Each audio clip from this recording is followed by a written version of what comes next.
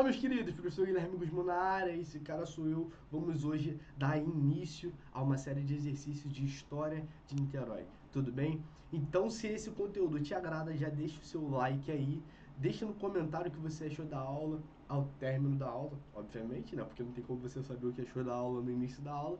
Mas é isso, vamos com tudo, que são exercícios assim, selecionados, exercícios que têm alta probabilidade de cair na sua prova e que eu boto minha mão no fogo por eles. Tudo bem? Então vamos lá, clicando aqui o material. Vamos que vamos, família. Exercícios, História de Niterói, professor Guilherme Guzmão. Esse cara sou eu. Vamos lá. No início do processo de colonização do Brasil, o território onde hoje está situado o município de Niterói foi doado em cismaria para um importante personagem da história nacional. Trata-se de... Então, antes da gente entender mais ou menos esse personagem, a gente tem que se atentar ao seguinte. Qual é o contexto? A gente está falando aqui de portugueses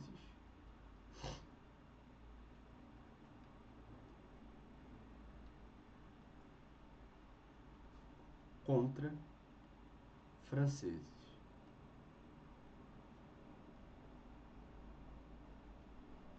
Os franceses, eles tentam implantar uma colônia aqui no Brasil, mais precisamente no Rio de Janeiro, ali na região da Baía de Guanabara, o que obviamente não agrada os portugueses. Por quê? Porque o Rio de Janeiro é, por lei, através de uma ordenança papal,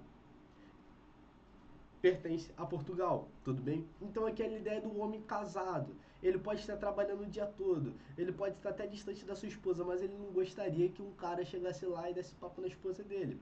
É a mesma coisa, Portugal não tem o seu foco voltado para a região sudeste do Brasil, não se atenta muito a Rio de Janeiro, no caso que não é nem uma cidade, tudo bem?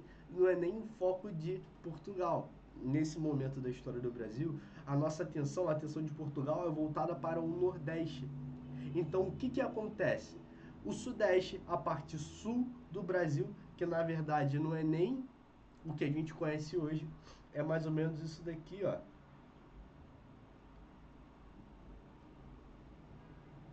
Vou botar aqui. É essa região aqui mais ou menos. O foco de Portugal está no Nordeste, mais ou menos daqui para cima. Então, o que isso significa? O que isso vai gerar de consequência? Que a parte abaixo dessa região não vai ter tanto foco. Não tendo tanto foco, não vai ter tantos investimentos. Não tendo tantos investimentos, não vai ter tantas pessoas assim para proteger, fugiu a palavra. Guardar o território. Beleza? E qual é a ideia? É justamente aqui que os franceses eles vão tentar uma colonização. Nessa região da Baía de Guanabara, precisamente no Rio de Janeiro. Aí na Ilha de Vegaion, Ilha do Governador, Aterro do Flamengo, tudo bem? Mais ou menos nessa região. Por que, que os franceses vão tentar uma colonização ali no Rio de Janeiro? Porque está tendo a tal da reforma protestante na Europa. Europa, que é extremamente católica. Nesse período, a gente está falando de aproximadamente 1530, isso daqui é 1555, para a gente ter uma ideia. Europa extremamente católica, reprimindo fortemente quem se converte ao protestantismo. Esses franceses que vêm ao Brasil, mais especificamente ao Rio de Janeiro, para tentar uma nova vida, não são franceses quaisquer. Eles são huguenotes. O que são huguenotes? São calvinistas franceses. Eles querem fugir da repressão católica na Europa e tentar uma nova vida aqui no Rio de Janeiro, construindo uma colônia justamente numa posição em que Portugal não é efetiva. E eles ouvem falar, um tempo atrás, mais precisamente no período pré-colonial, do pau-brasil, uma madeira avermelhada que gera altos lucros na Europa. Tudo bem? Tanto que a gente tem constantes invasões estrangeiras de corsários ingleses e piratas franceses. Então, na França, o pau-brasil ele é famoso. Então, eles tentam, de alguma forma, tentar a sua vida aqui e gerar um certo tipo de lucro numa região que Portugal não é efetivo em colonização. Qual a consequência disso? A consequência é que Portugal não fica nada satisfeito. Mesmo não tendo uma colonização efetiva, Portugal sente que a França está tentando tomar algo que é dele por direito. E entra nessa briga. A partir do momento que os portugueses eles tentam bater nos franceses, tem um porém. Os franceses eles não são burros. Eles vêm, vou apagar isso daqui. Eles vêm e se aliam a uma tribo indígena rival dos portugueses, aos Tupinambás.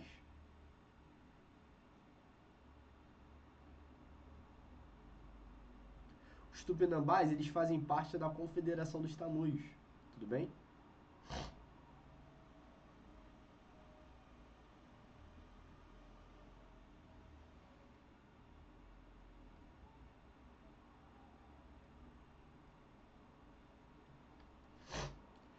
Então, logo quando os portugueses vão tentar bater nos franceses, eles tomam porrada, porque eles não contavam que os franceses estavam aliados aos Tupinambás. Os Tupinambás odiavam os portugueses. É aquela ideia do inimigo do meu inimigo é meu amigo.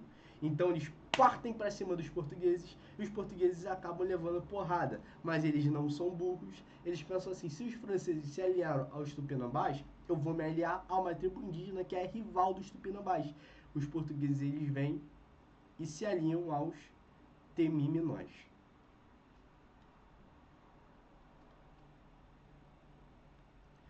Com esse alinhamento aos Temiminós, o que acontece?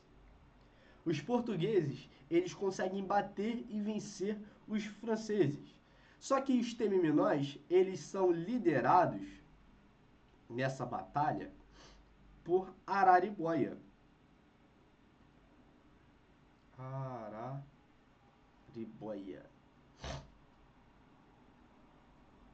Araribóia.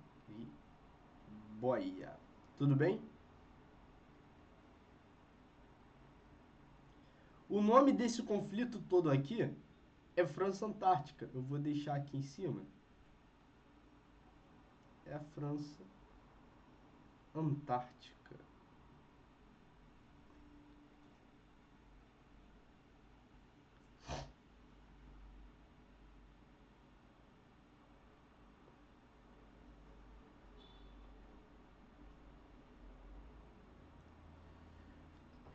Os portugueses, eles vencem os franceses, eles batem nos franceses, e a questão agora é a seguinte: como, como eles vencem com a ajuda dos Temiminós, eles querem recompensar os Temiminós, mais especificamente o seu líder, Araribóia.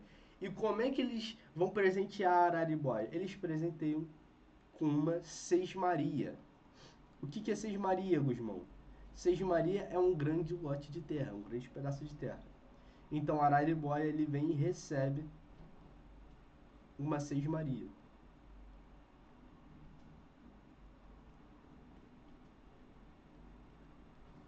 E o que é uma sesmaria? Eu vou botar aqui de verde. Não, já tá verde ali, né? Tem que botar uma outra cor. Vou botar de preto, que eu não botei nada preto aqui. Uma sesmaria é um grande lote de terra. E esse grande lote de terra não é pouca coisa não, meu amigo. A gente tá falando de Niterói. O território de Niterói, mais uma parte de São Gonçalo, é esse grande lote de terra que Araribóia recebe. Não pensem que os portugueses, quando eles dão para Araribóia essa sesmaria, quando eles dão para Araribóia essa sesmaria como recompensa, que eles estão fazendo um grande feito. Até porque, lembrando, o Rio de Janeiro não é um lugar que é o foco. A parte sul do Brasil, nessa época, não é o foco de Portugal. O foco de Portugal está na parte norte, tudo bem? Da porção norte do Brasil, no caso, que hoje é o Nordeste. E no caso que a gente está falando do Sudeste, beleza? Então eles dão essas manhas, tipo assim, fica com essa terra aí. A gente já não. Entende? Pode ficar com aquela terra toda lá, fica com aquela terra toda lá, que tá bom. É isso. Então, tipo assim, é uma coisa insignificante, entende? Muito entre aspas, claro, mas não tinha tanto valor assim para os portugueses. Qual é a grande sacada aqui? Qual é a ideia? Você já sabe, a gente já tem a resposta. Quem recebe a Sesmaria, que é da origem do território de Niterói hoje, é Araribóia. Só que Araribóia, ó, isso daqui finda em 1567, beleza? A gente tem dia 1º de março de 1565 a fundação da cidade de São Sebastião do Rio de Janeiro. Mas em 67 que finda isso e que ele recebe a Sesmaria. Na verdade, é o anúncio do seu recebimento. Por que ele não recebe em 67? Porque ele é indígena. Tudo bem?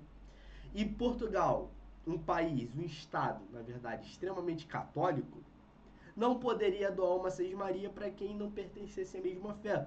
Então, Araribóia, ele se converte, recebe o nome cristão. E qual o nome cristão que Araribóia recebe? Araribóia recebe o nome de Martim Afonso de Souza. Martim Afonso de Souza. Em homenagem ao colonizador, tudo bem? De 1531, colonizador do Brasil de 1531. Qual vai ser o jump of the cat aqui? Qual vai ser o pulo do gato? O pulo do gato vai ser o seguinte: que quando na questão perguntar quem foi o personagem importante, a gente vai responder Araribóia, tudo bem? Mas caso pergunte qual foi o nome que ele recebe, qual foi o nome que ele recebe após converter ao cristianismo, o que ele utiliza para poder receber a terra, é Martim Afonso de Souza. Mas quando a gente vai falando de um personagem da história nacional, quando a gente vai falando da figura dele querendo representar a importância histórica de Araribóia, dos indígenas, nessa questão, a gente está se referindo justamente a Araribóia, beleza? Lembrando que o primeiro nome dado a Niterói na sua fundação é Aldeia São Lourenço dos Índios.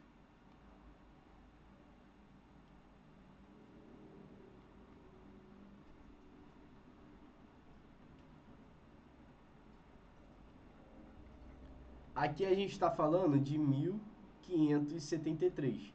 Então, se caso caia o ano da fundação de Niterói, 1573. Beleza? Vamos lá. A morte de Araribóia em 1587 iniciou um processo de declínio do aldeamento. Entre os fatores desse declínio encontram-se... Gente, o que a gente precisa entender aqui é o seguinte, que o Rio de Janeiro, na época, São Sebastião do Rio de Janeiro, não é um lugar com uma população efetiva, tudo bem?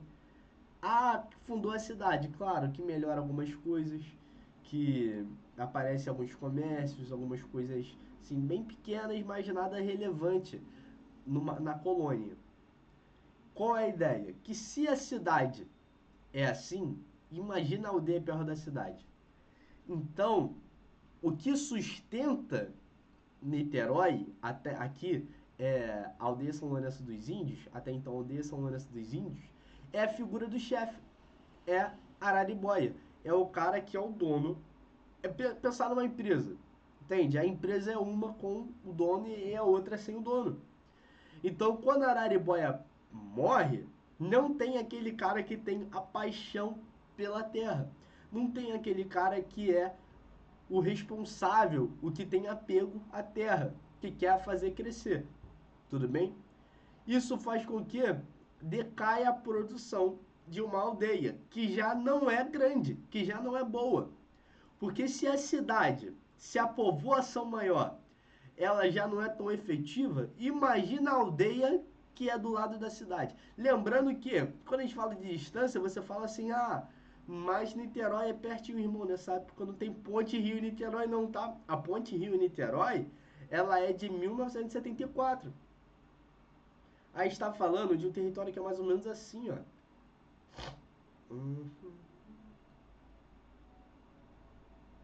Aqui tá. Vou botar assim, tá bom? Aqui tá a Ilha do Governador. aqui tá Paquetá, aqui tá Povoação Maior. Pra gente chegar a Niterói, olha só o caminho que a gente teria que percorrer. Melhor, para ir de Niterói para Povoação Maior, que é aqui então, lembrando, gente, nessa época a aldeia São Lourenço dos Índios. Qual o caminho que a gente teria que percorrer? Ah, mas é fácil, Guzmão. Pô, pegar ali pela Magé, cara, é mato, tá? A gente tá falando de florestas aqui. Não é estrada. Não tem infraestrutura. A gente tá falando de uma dificuldade imensa, porque isso tudo aqui é mata. E é uma mata qualquer, é a Mata Atlântica.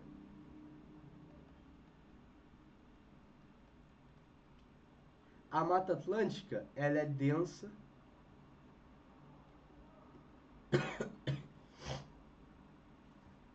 fechada, vários, várias espécies, beleza?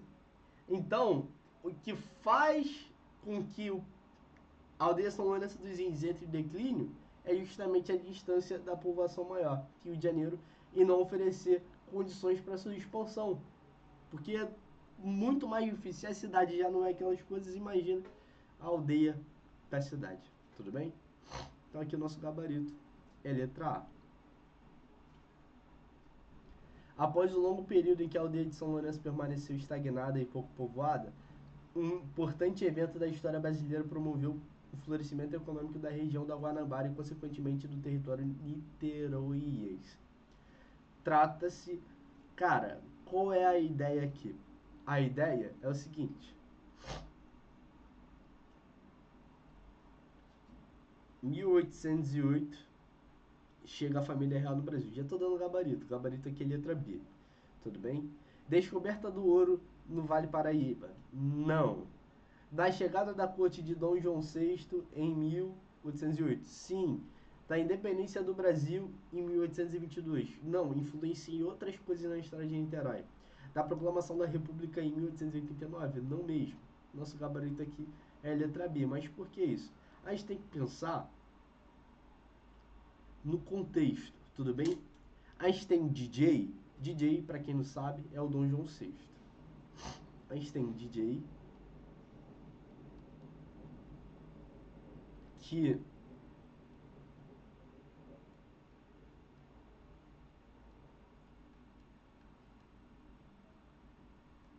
caraca, eu botei 16, é sexto.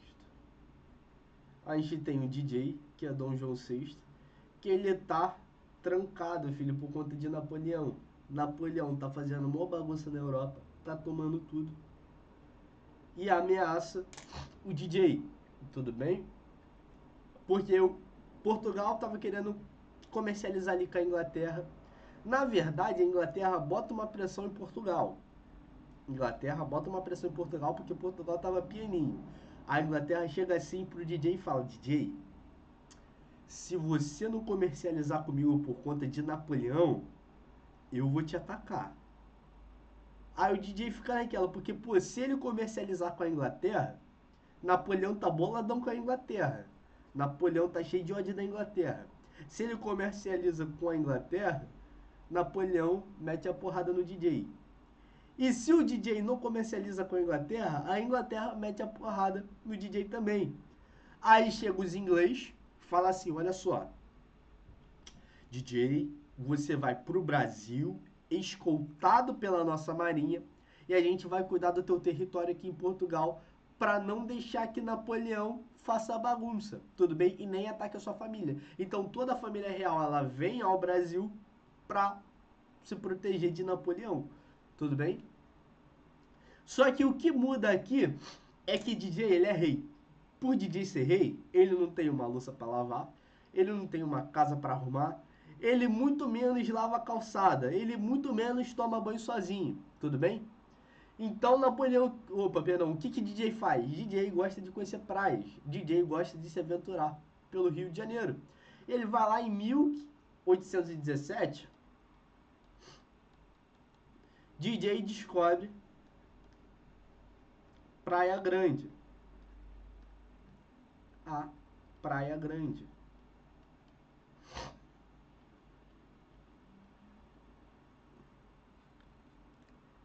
E quando o DJ descobre a Praia Grande, ele fica apaixonado por esse lugar e começa a frequentar. Se o rei está frequentando, consequentemente a infraestrutura melhora, porque não é qualquer pessoa que está lá, é o rei. Mais pessoas começam a ir para lá, porque o rei está. Qual é a ideia? Por conta da melhora na infraestrutura e da maior concentração, da maior, como posso dizer, do rei estar frequentando o lugar, entende? Da família real estar frequentando o lugar, em 1819, até então, a aldeia São Lourenço dos Índios se torna a Vila Real da Praia Grande.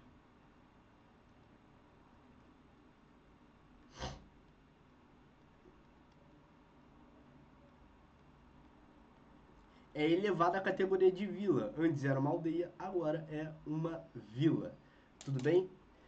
Gente, outra coisa. Niterói é a única cidade, é o único município considerado, na verdade, com o selo real. Petrópolis, que é conhecida como cidade imperial, não tem o selo real, o selo do império. A única cidade que tem o selo do império é Niterói. Então a real cidade imperial, no caso, teria que ser Niterói. Mas isso é por outras questões. A única cidade que realmente tem o selo do império é Niterói. Aí tá. Que nome recebeu as terras niteroenses no início do povoamento em 1573?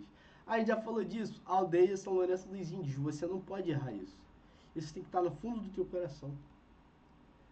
No ano de 1834, foi marcante na história da cidade de Niterói, até então denominada Vila Real da Praia Grande. A região tornou-se... Gente, 1834, a gente está falando no momento que o Brasil, ele é império.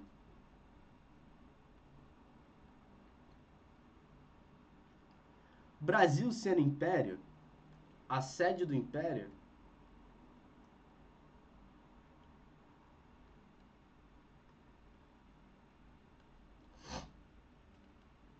é o Rio de Janeiro, é o RJ, suave.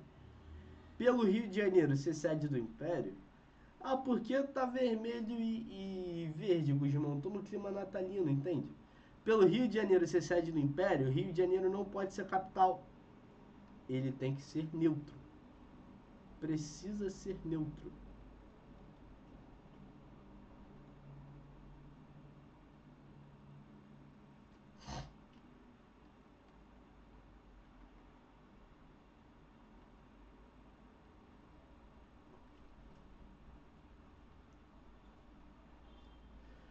Como o lugar mais próximo do Rio de Janeiro, com uma melhor infraestrutura, que faz parte do Rio de Janeiro, que se bobear em certos aspectos é até melhor do que o próprio Rio de Janeiro por conta da movimentação real, em certos aspectos, gente. Casos muito bem isolados que depois eu abro com uma melhor didática para vocês. Mas em certos aspectos, nesse momento aqui, a então Vila Real da Praia Grande é bem melhor do que Rio de Janeiro, que é a sede do Império. É selecionado, então, é escolhido a Vila Real da Praia Grande para ser capital, mas para ser capital precisava ser cidade. Então a gente, em 1834, eleva a categoria de cidade. Então, a aldeia São Lourenço dos Índios. Aldeia. Aldeia não. É vila, né? Vila Real da Praia Grande. A vila se torna cidade. Se torna cidade com o nome de Nicterói. Nicterói. Que merda de Nicterói é essa, Guzmão? Pô, que viagem, que coisa de maluco. Nicterói significa águas escondidas.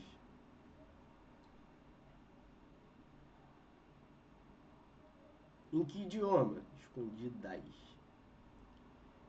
Peraí que eu vi aqui que tá cortando no quadro.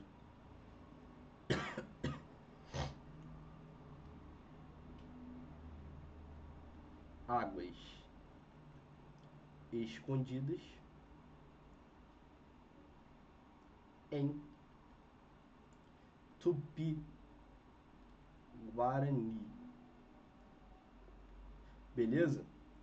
Então, depois que a vila se torna cidade com o nome de Nicterói, que significa águas escondidas em Tupi-Guarani, é elevado à categoria de capital. Capital do quê? Do RJ.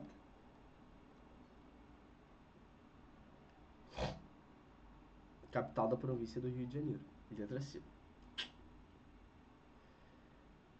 Niterói foi elevada à categoria de vila a partir de 1819. A então Vila São Lourenço passou a ser conhecido por qual nome? Gente, pelo amor de Deus, Vila Real da Praia Grande.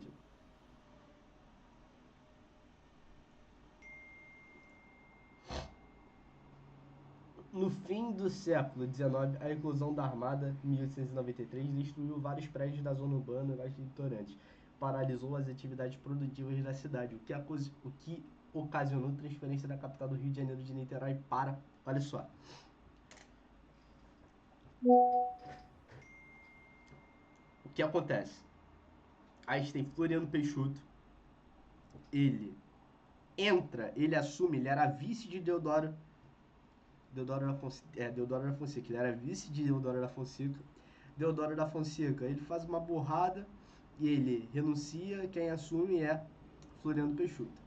Floriano Peixoto, ele assume de uma forma ilegal também, porque era necessário realizar novas eleições. Só que ele, como vice, ele se viu no direito de assumir. E quando começam a ameaçar ele a sair, ele fala que não ia sair. E ameaça bombardear o Rio de Janeiro. Literalmente bombardear o Rio de Janeiro. Que Floriano Peixoto fala, vulgo FP, o cara é cria, ele fala o seguinte, cara, eu não vou sair, pô, pode bombardear. Pô, tenta sorte, mano. Pode bombardear que eu não vou sair daqui. Aí, tem a questão do seguinte, ele fica conhecido como Marechal de Ferro.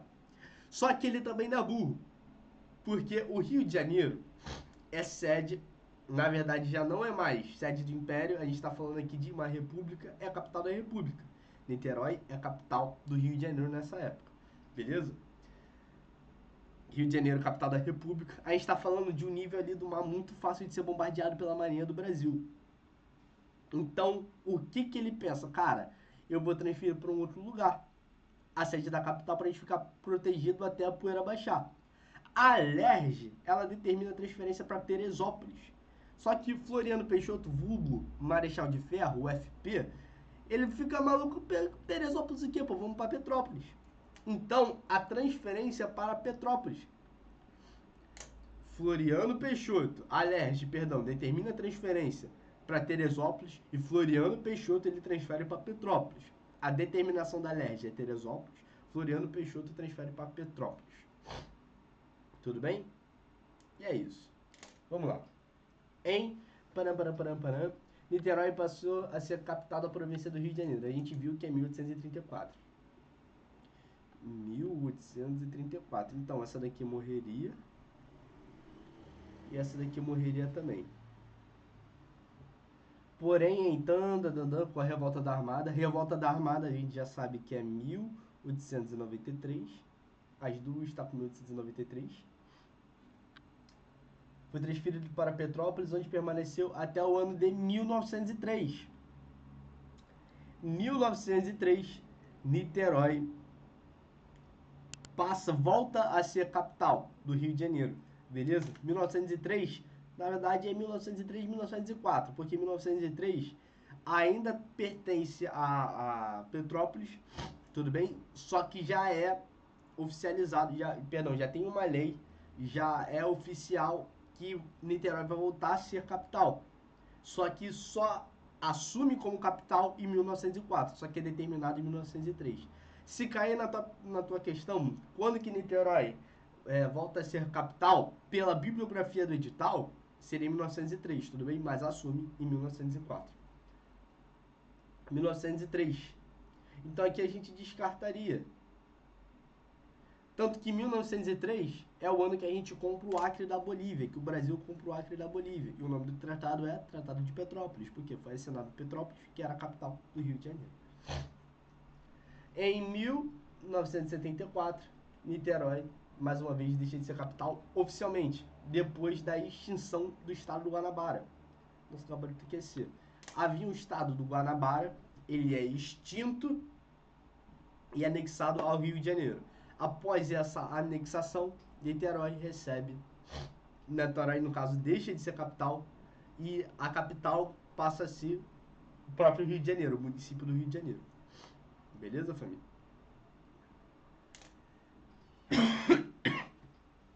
Perdão, família. Vamos lá. A partir do reabastecimento da cidade de Niterói como capital, em 1903, iniciou-se um período marcado por intervenções urbanas, procurando realizar uma vida urbana condizente com a condição perante o Estado fluminense. O responsável por essa série de renovações foi o primeiro prefeito de Niterói, considerado o mais importante por muitos, tudo bem? Primeiro prefeito de Niterói, eu abro aqui um parêntese, considerado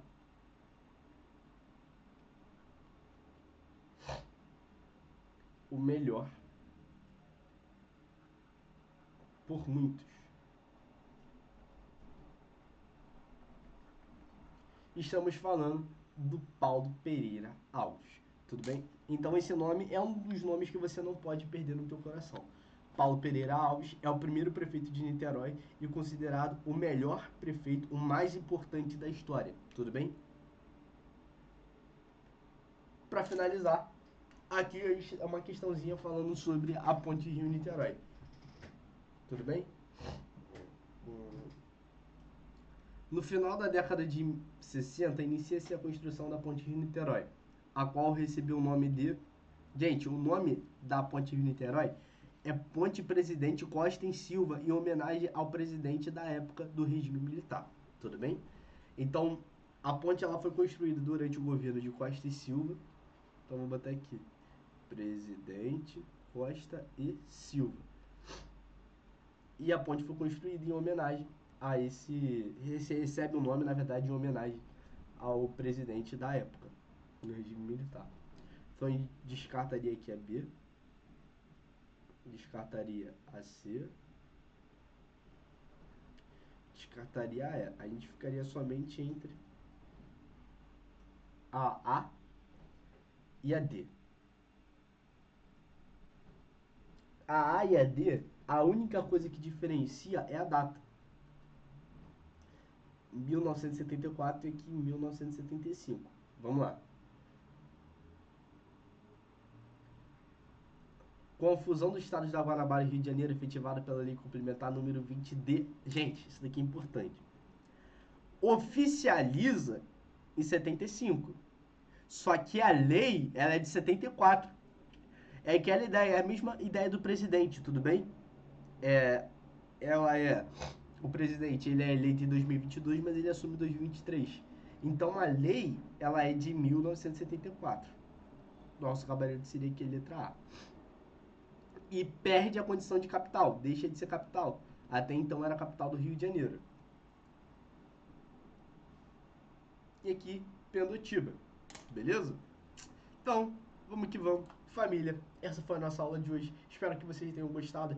Se ficou com alguma dúvida, deixe nos comentários. E qualquer coisinha, pode mandar mensagem. Vou botar meu Instagram aqui para vocês ficarem ligados já. Aquele esquema. Botar aqui o material. Opa, não é aqui não. É aqui. @gusmão.prof. Qualquer dúvida, pode mandar mensagem lá na minha direct. Que não tem problema, eu respondo. Ou, se você se sentir melhor, bota a dúvida aqui no comentário mesmo, que eu chego e soluciono. Com a ajuda, claro, de todo o suporte do Direito com o Pupil. Mas é isso, família. Estamos juntos. Um prazer estar com vocês. Até a nossa próxima aula. Um abraço. Valeu, família.